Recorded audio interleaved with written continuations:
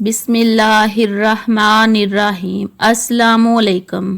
لیلۃ القدر کیا ہے؟ لیلۃ القدر کے فضائل۔ لیلۃ کا معنی رات اور قدر کا معنی بزرگی، شرافت، عزت اور منزلت ہے۔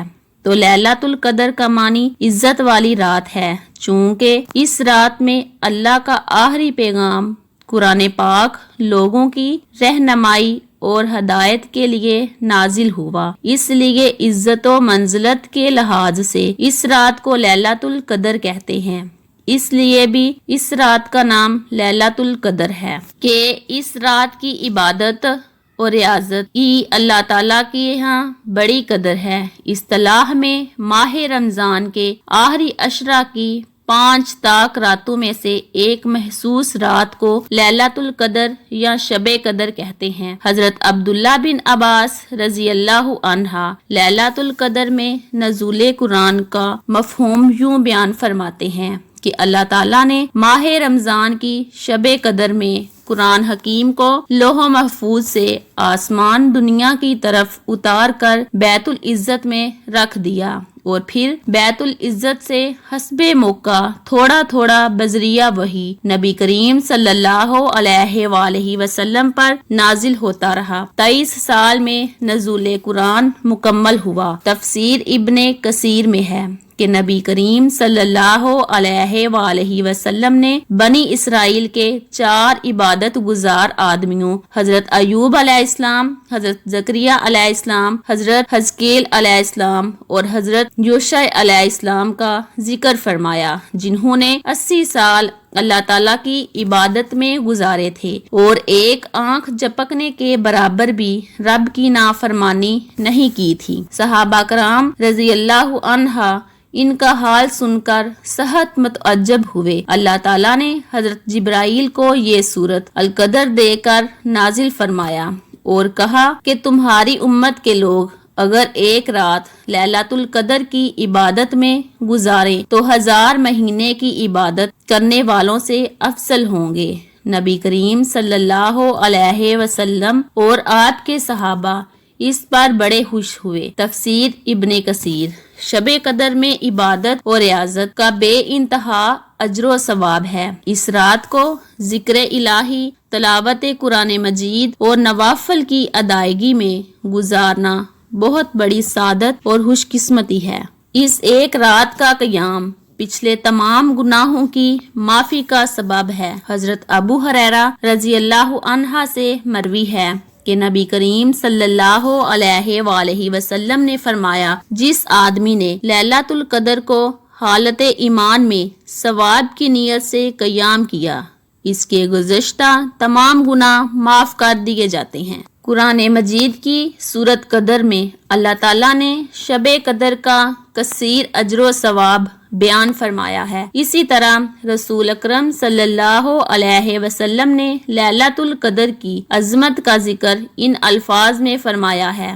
حضرت انس رضی اللہ عنہ روایت کرتے ہیں کہ رسول اللہ صلی اللہ علیہ وآلہ وسلم نے فرمایا، لیلۃ القدر میں حضرت جبرائیل علیہ السلام فرشتوں کی ایک جماعت کے ہمراہ اترتے ہیں، اور جو شخص کھڑا ہو کر یا بیٹھ کر اللہ کے ذکر میں مشغول ہوتا ہے اس پر درود بھیجتے ہیں۔ لیلۃ القدر اپنی تمام تر عظمتوں اور فضیلتوں کے ساتھ ہر سال رمضان المبارک کے آخری عشرہ کی طاق راتوں میں آتی ہے، اور نبی کریم صلی اللہ علیہ وآلہ وسلم نے ان طاق راتوں میں شب قدر ڈھونڈنے کا حکم فرمایا ہے۔ ام المومنین حضرت عائشہ رضی اللہ عنہا سے روایت ہے، رسول اللہ صلی اللہ علیہ وآلہ وسلم نے فرمایا کہ رمضان کے آخری عشرے کی طاق راتوں میں لیلۃ القدر تلاش کرو، یعنی رمضان المبارک کی 21ویں، 23ویں، 25ویں، 27ویں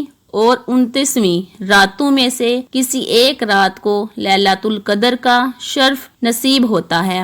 اس لیے ان 5 طاق راتوں کو بالخصوص عبادت و ریاضت اور نوافل اور تلاوت میں گزارنا چاہیے۔ رمضان المبارک کے آخری عشرہ کی 5 طاق راتوں میں سے کسی ایک رات کو لیلۃ القدر متعین نہیں کیا جا سکتا، کیونکہ لیلۃ القدر ان 5 راتوں میں پھر کر آتی ہے، کبھی 21ویں، کبھی 23ویں، کبھی 25ویں، کسی سال 27ویں اور کسی سال 29ویں رات لیلۃ القدر کا شرف حاصل کرتی ہے۔ ان راتوں میں سے جس پر اللہ تعالی لیلۃ القدر کو حکم لگا دے وہ 1000 مہینوں سے بہتر کام صداق بن جاتی ہے، لہٰذا یہ 5ویں راتیں قیام و عبادت میں گزارنی چاہیے۔ حدیث شریف میں ہے کہ نبی کریم صلی اللہ علیہ وآلہ وسلم کے زمانہ میں 1 سال شب قدر کا مرتبہ عظیم رمضان کی 23ویں رات کو نصیب ہوا۔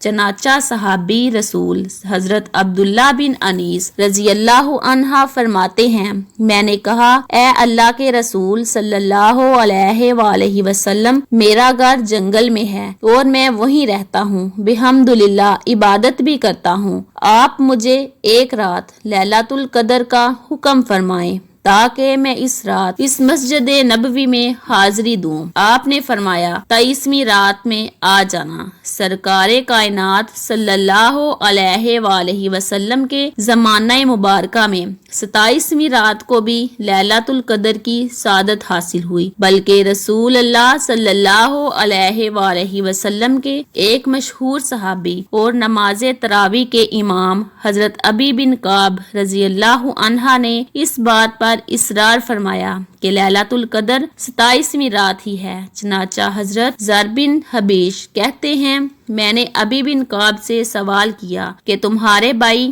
ابن مسعود رضی اللہ عنہ تو کہتے ہیں جو سال بھر برابر جاگے وہی شب قدر پائے گا، تو انہوں نے کہا اللہ ان پر رحمت کرے، ان کا ارادہ تھا کہ لوگ بھروسہ نہ کر لیں، حالانکہ وہ خوب جانتے ہیں کہ شب قدر رمضان میں ہے اور اس کے آخری عشرہ میں ہے اور 27ویں رات ہے۔ پھر ابی بن کعب نے اس پر قسم اٹھائی اور انشاءاللہ بھی نہ کہا کہ شب قدر 27ویں رات ہی ہے۔ میں نے ان سے کہا کہ تم کیوں یہ دعویٰ کرتے ہو؟ انہوں نے کہا کہ ایک نشانی یا علامت کی وجہ سے جس کی خبر ہمیں رسول اللہ صلی اللہ علیہ وآلہ وسلم نے دی ہے، وہ یہ ہے کہ اس رات کی صبح کو جب سورج طلوع ہوتا ہے تو اس میں شعاعیں نہیں ہوتی۔ حضرت ابی بن کعب رضی اللہ عنہ نے نبی کریم صلی اللہ علیہ وآلہ وسلم کی بتائی ہوئی علامت سے تعین کر لیا کہ شب قدر 27ویں رات ہی ہے۔ جس سال حضرت ابی بن کعب نے تعین فرمایا اس سال لیلۃ القدر 27ویں رات کو ہی ہوگی۔ رمضان المبارک کے آخری عشرہ میں لیلۃ القدر کی برکات حاصل کرنے کے لیے عام دنوں کی نسبت زیادہ عبادت کرنا نبی کریم صلی اللہ علیہ وآلہ وسلم کی سنت ہے۔ ام المومنین حضرت عائشہ رضی اللہ عنہا فرماتی ہیں کہ رسول اللہ صلی اللہ علیہ وآلہ وسلم رمضان کے آخری عشرہ میں باقی دنوں کی نسبت عبادت میں بہت زیادہ کوشش فرماتے تھے۔ نبی کریم صلی اللہ علیہ وآلہ وسلم رمضان المبارک کے آخری عشرہ میں خود بھی کثرت سے عبادت کرتے اور اپنے اہل و عیال کو بھی عبادت کے لیے خصوصی ترغیب دیتے تھے۔ رسول اللہ صلی اللہ علیہ وسلم نے لیلۃ القدر کی تقدیس و عظمت کے باعث اس رات کے لیے ایک خاص دعا بھی بیان فرما دی۔ ویسے اس رات جو